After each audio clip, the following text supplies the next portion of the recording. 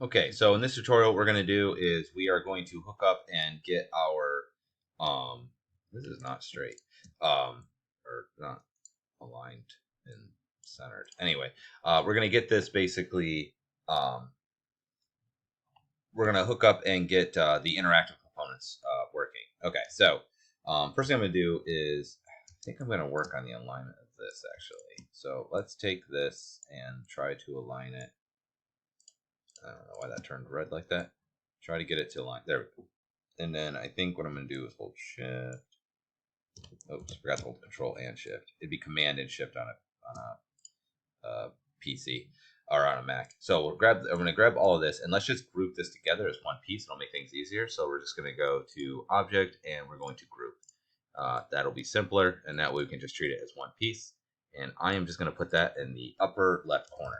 So the idea here is that we're going to make a previous and next button, and then on every page you can have basically an image, maybe with a description, and then you have those pages, and we'll make an interactive PDF. And you can put your whole portfolio on here, and it's something nice because if you went to um, a potential client or employer, you could give them this and then they can just open it up, has it all in there. They're not like trying to shuffle a bunch of different images.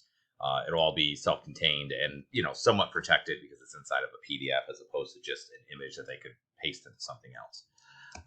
Okay, so we have those elements. I need to make the buttons as well as some of the other areas here. So what we're going to do is let's just make the graphics for the buttons first. So that should be pretty easy. I'm just going to do the rectangle tool.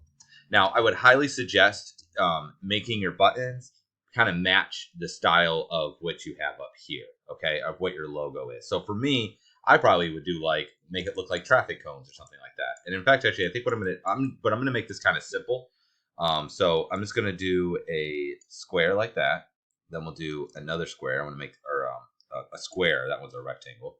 Then what we're gonna do is get closer. I'm gonna take the direct select tool and I am going to get rid of this point here, delete. I'm going to change the color of this layer here. I'm going to double click because the green is kind of hard to read. Let's do red. Oh, the other one's already red. Let's do orange. I feel like that's a little bit easier to see. Okay, so now it's made up of these 3 points. I'm just going to grab this one and I'm just going to try and put it roughly in the center, and that center. I'm just going to hold shift and the arrow keys and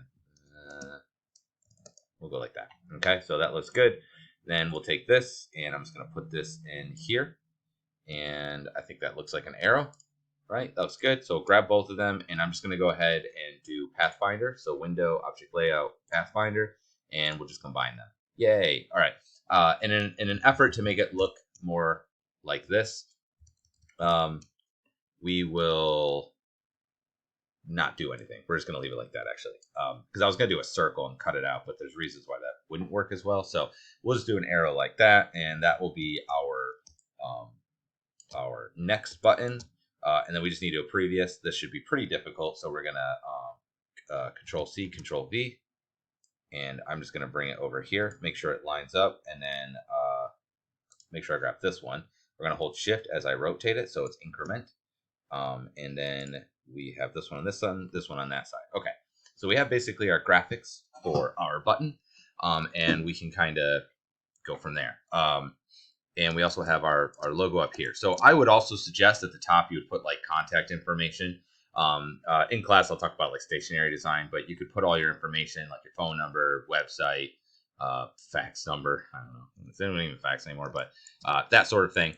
But for all intents and purposes, we have our basic things that we need in order to create our pages. Okay, so now what I want to do is actually make pages so that we can see them. So if we go over here, you'll see pages. If it doesn't show up, just find pages right here. You can see we have one page right now. All you have to do to make more pages, you just click on this and it'll make another page, okay? And just so you get an idea, I'm gonna back this up. You can see the pages like this, okay? So we'll just go back in. You can also just hold spacebar and go like that, all right? Now, each one of these will be one page of our document. Now, what I could do is make this and then copy and paste it for every single page. Or if you look up top here, you can see you have a parent. These are all these are all going to use the A template, which is what this is. You can also have a B parent, a C parent, so on and so forth. And then you just basically, it's like a template that all of the pages that are derived from it will also have. So what I'm going to do is back this up. We're going to grab, and just so you're aware, like if I double click, I'm on 3, 2, and 1. I'm going to grab all this. I'm just going to Control X to cut. I'm going to double click on A parent. Now notice that this one's like a separate one. There's no pages around it. Okay. And we're going to do Control Shift V. That doesn't work actually. Just Control V. And I'm probably going to need to. It looks like it's not quite lined up. Let's like that. And this guy could go up and over like that. Okay. All right. Now we have that. Now watch what happens. If you look at all of our children parent or all of our children children pages, they all have the same thing, and you can't select them or move them. If you want to change it, you have to go to the parent page. If I change it here, it will change on all of the ones that are derived from it as well. So that's really handy. So what we can do now is we're just going to work, double click. We're going to work on this one, and we're going to make these interactive. And then from there, all the other ones will also have that element built into them. Okay. So to make that happen, what we're going to do is we'll just select the next button. You're going to go to Window, and you're going to look for Interactive, and we are going to do Buttons and Forms. It's going to show this here. And what we want to do is select this, and we're going to choose Button. And you'll see the name will be Button. And let's just go ahead and give it a name so it's easier. We'll write Next. So event is on. So there's an event listener. It's going to listen for a certain event. Right now we have on release or tap. We have on click, on rollover, on focus. You don't need any of that. Just leave it on release or tap, because that way that will also work for clicking. Then we have to apply an event handler, the actual action that's going to be completed. So you click on that, and you'll see there's a bunch of different options. So you can have it play an animation. That's handy. Like later on, when we make an animation, we can have it. Or actually, where's the movie? Here we go. Video. You can have it play videos. The animation's different, actually. It doesn't work on most of the things. What we're going to do, though, is we're actually going to go to, you can also set it to first and last page, but we're going to just do go to next page. Sweet. Now, the other thing I can do is this. You can see we have normal, rollover, and click. So right now, normal is black. So let's do rollover. I'll select that. All you have to do is select this and change the color. So I'm going to double click on this, and I'm going to do it based on hue. Actually, we'll do it based on, that doesn't work. We'll do it on this, and I'm just going to make it that when you roll over, it's like less dark, and we'll hit OK. So you can see it's a little bit dark gray, and then we'll do click. I'm going to click on that one. We're going to double click on this again. I'm going to click on hue, and we'll just make it so it's even lighter. Okay. So now when it's normal, it's black. When you roll over, it's dark gray. And when you click on it, it's light gray. Now, one of the things I did with mine, it's because of the purposes of reproduction. Your logo, if you can help it, should work without any colors being present. So I would actually make all of my stuff probably like a deep orange. So that way it would kind of be on brand. I would have a specific orange color that I'd want to use. But this will work. So now when you click on that, that's what it's going to do. We're going to do the same thing here. Select this one. This will also be a button. We're going to name this one Previous. We're going to click the little plus, and we're going to say go to Previous page. And then we're going to go to Rollover. Click on this. Boom. And just do like a dark gray. We're going to go on this one. Double click on the color. Hit hue. Do a light gray. Okay. So now we set those two buttons up. But you might notice that there's other options. So another thing I'm going to do is I'm going to have it that when you click on this, that this will be a button too. So I'm going to click on that. We're going to go button. And we're going to say logo, we'll call it, on release or tap. But you can see there's an option to go to URL. You can also have it go to first and last page. So like, for instance, if you want to have a page that's your resume, you could have like a thing that says resume, have it like somewhere over here. And then when they click on it, it'll just go to the last page that you put the resume on, or it'll go to the first page that you put the resume on. You can do that as well. I'm just going to do URL. And then in here, it's just going to be teachmecone.com. All right. So now when you click on that, it's actually going to open up that web page of teachmecone.com. Looks good. All right. So that is it. Because this is a group, the color, the rollover stuff actually won't work quite right. So I'm not going to bother doing that. All right. Once we're happy and we know it, we clap our hands. That all looks good. You can see these actually have these little icons showing that they're interactive, and you can see it is also on all of these now. I'm going to, just so that I can tell that it's working, I'm just going to draw a different shape in each one of these, just so that like so. Okay. So each one's got a different square. That way when I click next, I can tell that it's going next, okay?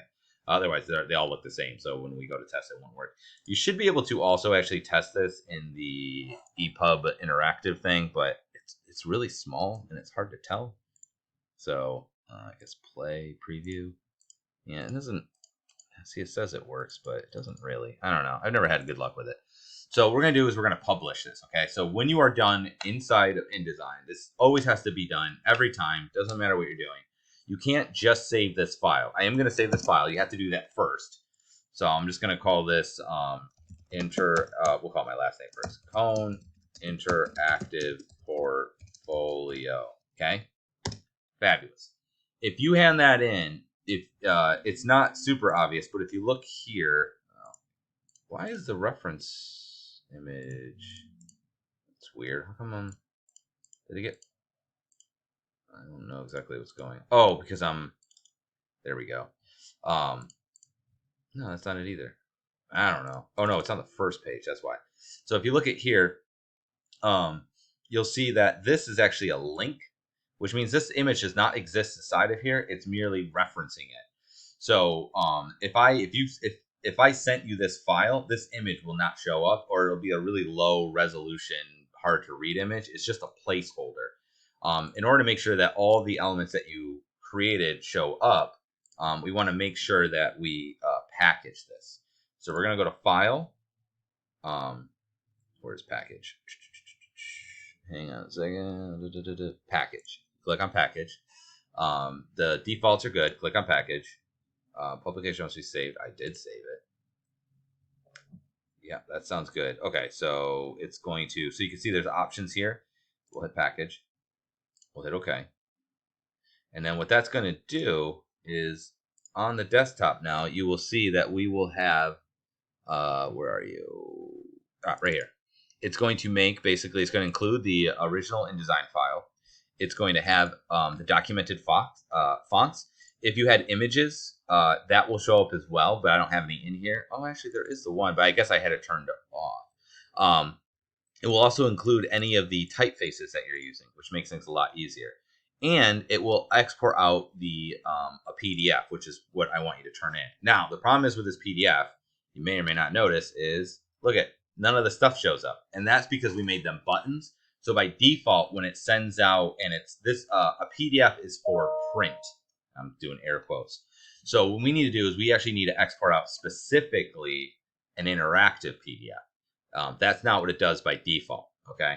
But you do need to export it out this way anyhow, because this keeps all of the elements together. So what we're going to do is you're going to do File,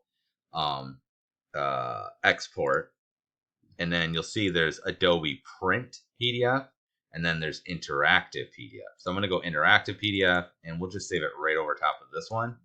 And I'll say yes. And I think all this stuff is probably fine by default. We'll find out in a moment. Okay, and it automatically opened up. Notice now I can see everything. And if I click on this, I will allow it. Now, it's going to automatically open up my website. It automatically, so watch, I'll click on it again, hopefully. See, it automatically pops open that website, which is super neat. Also, when I go down here we go. When we click this button, it's going to go to the next page.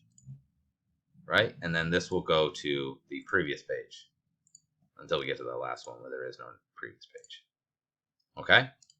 So that is how it works. That's how the cookie crumbles.